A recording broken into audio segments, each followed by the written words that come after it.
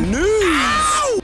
Okay, we'll start with this. A back-and-forth exchange between unbeaten featherweights Sky Nicholson and Tiara Brown. We know Tiara's been calling Sky out, and to those call-outs, Sky said, "I'm fighting someone in my 10th fight who Serrano fought in her 46th.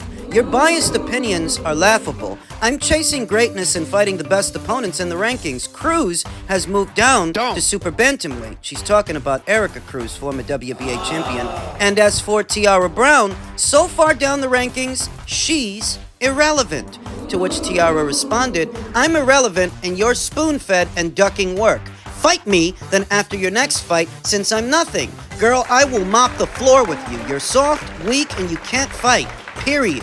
Wonder why you've been given so much and others haven't that have better resumes." Is that the way it is? Is Sky ducking Tiara Brown? Tiara, who said, "Funny how Sky Nicholson talked down my skills but won't reply to me on social media. If I'm easy work, let's fight. You say I haven't fought anyone, well okay, you should be the first.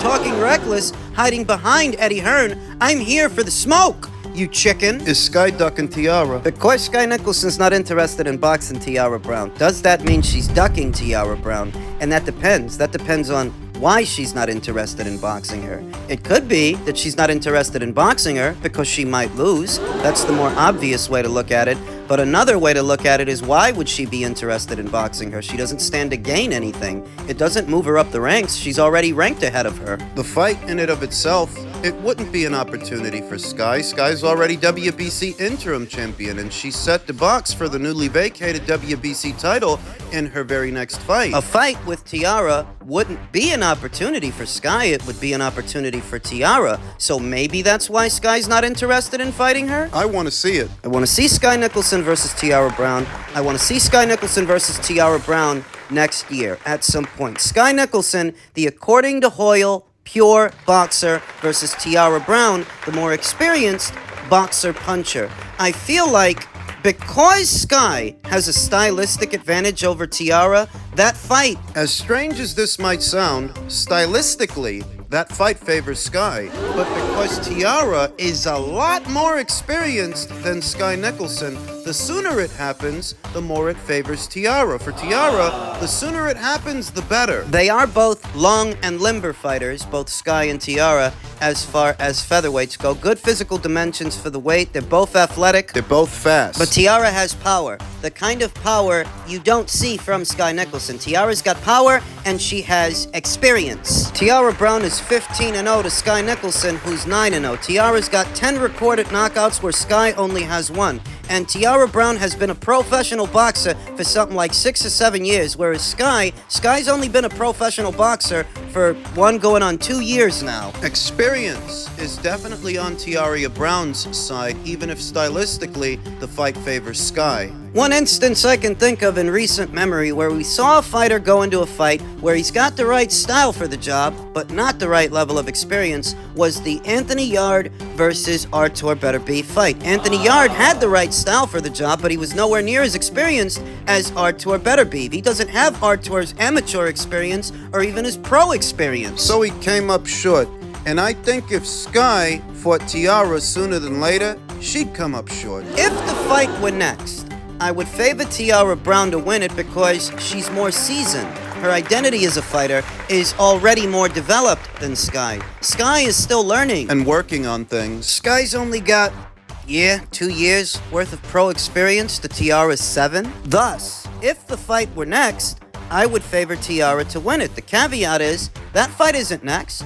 Sky Nicholson's next fight is going to be against former IBF featherweight champion Sarah Mahfoud. So that's not going to be Sky's next fight, and it might not be Sky's next fight after that. So as Sky continues to round out as a fighter, develop professional experience, and develop her confidence in the ring under the hot lights, she's already got the right base style for a boxer puncher like Tiara Brown. She just needs more experience. Tiara Brown, she's not a volume puncher. She's not a pressure fighter. She's fast and she's strong, shows a good jab, and sets up her punch as well, but she's not a volume puncher and she's not a pressure fighter. That's a pure boxer's kryptonite after all. And Tiara is not those things. Tiara isn't the kind of fighter that it takes one to give one, throwing caution to the wind to crash the pocket and put punches together. No, she measures the distance with the jab to bring other punches over. And because a pure boxer like Sky doesn't engage and stays on the balls of their feet, moving around, That's the advantage. that Sky won't engage. That even if Tiara Brown is the stronger puncher, she won't get the chance to bring those hard punches over because Sky won't be there. Sky's gonna stay on the move, pecking away with her jab at Tiara Brown as Tiara tries to close the distance. And because Tiara Brown, she ain't got the tendencies of a pressure fighter to just come in and crash the pocket, she jabs her way in.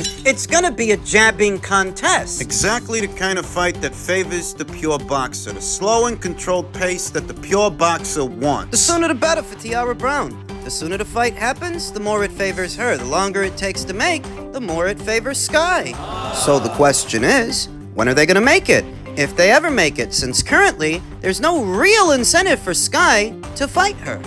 Elsewhere in the world of boxing, Eddie Hearn reacted to the PBC on Amazon deal saying, maybe stubbornness will remain, or hopefully we can make some big fights. It's not a secret by now that PBC will be jumping into bed with Amazon Prime. Mixed feelings, mixed reviews as to whether or not that'll be good or bad for the sport. Most promoters have exclusive broadcasting deals that obligate them to showcase their own fighters. Matchroom, for example, has its own deal with the streaming platform DAZN. Yeah, they do. But that didn't stop them from sending Alicia Baumgartner over to Boxer for Michaela Mayer, and that didn't stop them from sending John Ryder over to Queensbury for Zach Parker. Nevertheless, in a recent interview, Hearn heralded the PBC's new deal as a net positive for the sport. I don't know the financials, Hearn told Fight Hub TV. I don't think it's a massive rights fee deal, which is difficult, but also at the same time good. Glad they've got a broadcast. Glad that we've got another player in the broadcast world of boxing because we need it. They needed it. You know, they've got a lot of good fighters that need to be serviced, and hopefully it's a deal that can service their roster. There's been a lot of speculation about the deal. 12 to 14 fight dates. Is that going to be enough to service all of their fighters? And how many of those 14 fight dates, if there are 14, how many of those are going to be pay-per-views? Yeah, of course. Hearn replied when asked about wanting to work with the PBC. The PBC have always wanted to keep everything in-house, and probably now they don't have the deal to do that, but maybe the stubbornness will remain. I think everyone should work together. We've seen really, with the Saudi cut, when promoters come together, how great you can build a card and how big a night it can be. We know that in the past, Eddie Hearn hasn't been afraid to work with other promoters and go as far as sending his fighters out, fighters you would normally see on Matchroom, though I can't say that same sentiment. How many promoters have returned the favor? Eddie let Alicia Baumgartner go to Boxer for a Boxer show against Michaela Mayer, whereas Boxer, they pulled Frazier Clark out of the purse bid for the Fabio Wortley fight, and they pulled Richard Riakporhe out of the purse bid for the Jai Opetaia fight. They didn't return the favor. Currently, Richard Riakporhe's trying to spin that situation. He's trying to spin it as if somehow Matchroom are the ones that got in the way, or Matchroom did something wrong. Politics, politics, politics, when all it really is that your people didn't want to work with Matchroom. They didn't want to send you over there. Run the risk of going through with the purse bid in the event that Matchroom wins. They pulled you out. Let's get back to the point, because this isn't about Boxer, and this isn't about Matchroom. This is about the PBC, and whether or not it's a good thing or a bad thing that they've jumped into bed with Amazon Prime, but that's not all, folks. According to the Boxing Voice, I was told the PBC will make a new announcement on a new platform deal. When I asked if it would be a premium channel, I was told it would be like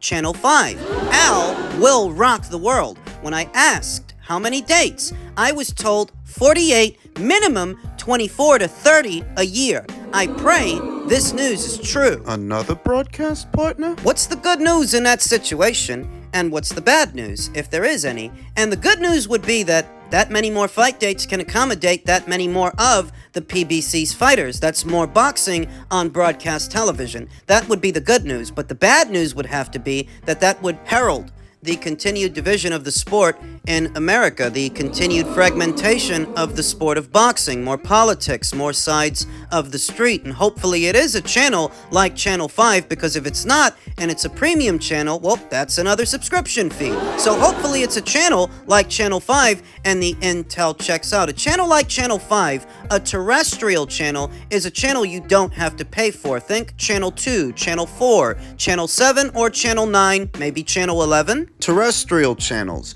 And terrestrial channels, generally, are bigger than premium cable network channels, like what Showtime was, HBO. If these rumors are true, and Al has inked a deal with a second broadcast partner on the heels of his newly inked deal with Amazon Prime, he will have that many more fight dates for his fighters, and that much more boxing will be on broadcast television. The caveat for me is that, if I'm being honest with you, I'm not interested in that many of his fighters anyway. Outside of Canelo Alvarez and Terence Crawford, those two fighters that are over there on that side right now, Not interested. it's the strength of the stable. They don't have that much to keep me interested. I mean, they've practically abandoned the heavyweight division. What was their prize stallion, Deontay Wilder? He's going to be boxing in Saudi moving forward. His next fight, it's going to be on DAZN. So they ain't got nothing going on, nothing really, at heavyweight, nothing at cruiser, nothing at light heavy. At super middle, they've got some interesting guys. And they've got 2 or 3 guys at middleweight, but middleweight is a bit of a shit show. Some more guys at junior middle. Down there at welter, their welterweight stronghold here today, it's not what it used to be. They used to have the run of the place before, but now... What are we talking about? Keith Thurman? Mario Barrios? Do you see what I mean? They just don't have a lot to keep me interested, much that gets me excited. At 140, what? You've got Rolly Romero, Gary Antoine Russell, Alberto Puello. They do have Subriel Matias, but when it comes to Subriel, it's like the biggest fights in his division would be on other sides of the street, not there. 135, they've got Javante, who I really don't care for. Isaac Cruz, who wants to have a fight with him. And nobody else, it seems. It seems like the focus of Isaac Cruz's entire career right now is running it back with Javante. They've got Edwin De Los Santos, they've got Frank Martin, and unless they're gonna mix and match those names and give us some fights, I'm really not interested. At 130, they have next to nothing, and it gets worse the further down you go. Essentially, what I'm getting at is, even if Al can get more fight dates for his fighters, so long as he's keeping everything in-house and he's not working with any of the other promotional outfits, I'm really not interested, because the strength of his stable doesn't seem all that strong to me. Outside of Canelo and Crawford. It's the most right now they have that I'm interested in, and outside of that, it's all kind of, meh. More fight dates to do what fights? Fights like Berto versus Guerrero 2? On the undercard of Morel versus Igbeko that everybody was asking for. More fight dates to do what fights? Danny Garcia versus Erislandy Lara that's over 40. So you know, I've got mixed feelings. And just in keeping with the theme of all things PBC, Leonard Ellerbe recently chimed in on Clarissa Shields' ongoing glove tampering situation, her issue she's got going on. She said, "To whom it may concern, no matter what I go through, public or private, I'm still gonna think I'm all that. You can bring up any flaw, any past mistake, any gossip. I'm still gonna think I'm all that." Maybe that's the problem. You view your own vanity and arrogance as a character strength instead of a character flaw. What you are is a narcissist. And to that, Leonard Ellerbe stated, "Fuck all of them. It's the same clowns that are miserable and feel a certain way about black people and all their accomplishments." How is Clarissa accusing Derek Santos of glove tampering a civil rights issue? It isn't. But Leonard Ellerbe continued, "It's the same group of lames. Don't allow other people's perception change who you are. Keep living your life and smiling and being the best version of you." You know what Leonard's doing? Leonard's doing a thing where he turns a boxing issue into a tribalism issue in order to elicit subordinates, so that if and when you don't comply, he can accuse you of being a bigot. That if you don't agree with Clarissa or you don't agree with him, oh, you must be a bigot, you must be prejudiced. Because most people don't want to be called that or thought of in that spectrum, what Leonard's essentially doing is weaponizing that accusation in order to elicit compliance, hiding behind what are race and tribalism issues when this has nothing to do with either. It's nothing like that. You're a con man, and she's an asshole. You're trying to make this everybody's problem when we're not talking about everybody. We're talking about her. What you're doing is hiding behind a cumulative, hiding behind a group so that that group can fight your battles for you when this isn't their battle. This isn't about them, it's about her. You're trying to make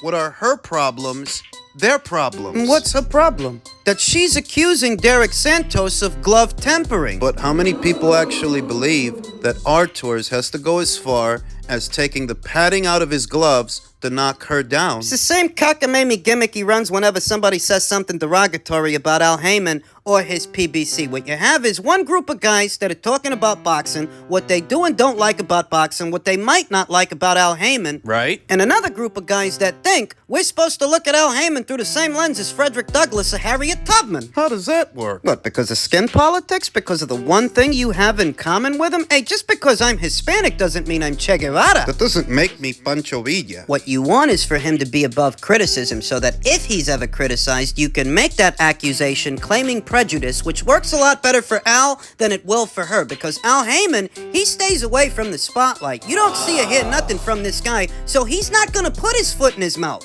the way that she does. It's not gonna work. How many female boxers do you see issuing call-outs to what are full-grown men with threats of physical violence? How many? Clarissa's personality profile and previous practices tell the story of a woman who has it in her head that she can go toe-to-toe with what are full-grown men. So when she's knocked down by one, after having said all the things she said, it doesn't seem at all far-fetched to anyone that she might have been embarrassed and had an emotional reaction. And the reaction that Leonard is hoping to elicit from the cumulative is a reaction of outrage due to manufactured prejudice. So that you can tell yourself the reason people don't like you is because they're bigoted, because they're prejudiced, and not because you're an obnoxious ass. Because everybody's an obnoxious ass like you. No, everybody isn't. We're not talking about everybody. We're talking about you. But you want to make it seem like we're talking about everybody so that everybody stands up and defends you for what you brought on yourself. Fuck out of here. Clarissa says that no matter what people bring up, she's still going to think that she's all that when her real problem isn't what she thinks of herself, it's what people think of her. She can think whatever she likes, and Leonard can too, but what you can't do is accuse people of being prejudiced just because they don't like you. They don't have to, and it's not for the reasons you think, the reasons you suggest. It's because you're a con man, and she's obnoxious. She's an asshole. She's at odds with everyone. And don't give me the bit about her and the 2 gold medals, because Nicola Adams won 2 gold medals, but she didn't behave like Clarissa. What other woman boxer do you see doing this shit? So that when she's criticized for it, Leonard can turn around and call everybody prejudiced. Fuck off. You and your little guilt trip. That isn't gonna work on me.